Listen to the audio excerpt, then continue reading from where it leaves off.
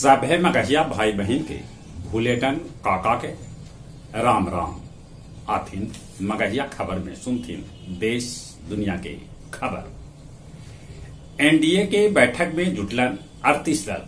प्रधानमंत्री नरेंद्र मोदी कहल का राष्ट्र हित में एनडीए जरूरी। उन्हें 26 गो विपक्षी दल बनौलन इंडिया, जेकर माने है Indian national democratic inclusive alliance. इनाम शायद राहुल गांधी सुझेल का। विपक्षी दल के अगला बैठक मुंबई में हुए। समन्वय समिति में 11 गो सदस्य रहतन और इंडिया के मुख्यालय दिल्ली में हुए। राजगीर में ध्वजा कल गड़ा गए। मलमास मेला शुरू हो गए। चंद्रयान 3 अबले ठीक ठाक काम कर रहा है। तीसर का चरण सफलतापूर्वक पार कैलक। संसद के मॉनसून सत्र कल से शुरू हुए।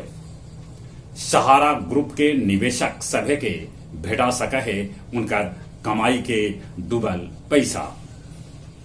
गया समेत बिहार के 12 ट्रैफिक शहर में कटर ऑटोमेटिक चलान। पुंछ में 4 गो आतंकी के सुरक्षा बल मार गिरौला। रूस यूक्रेन के साथे तोड़ल करार। दुनिया में बढ़ सका है खाद्य संकट। अमेरिका भारत के सौंपल 105 गो प्राचीन कलाकृति। इजराइल में न्यायिक सुधार के खिलाफ विरोध अभियोग है जारी। गया जिला परिषद के 2225.7 एकड़ जमीन के कोई अता पता न चल रहा है।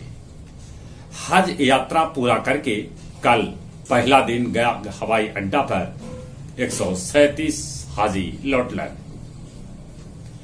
गया स्टेशन पर कल 366 गो बेटिकट यात्री पर जुर्माना ठोकल गये।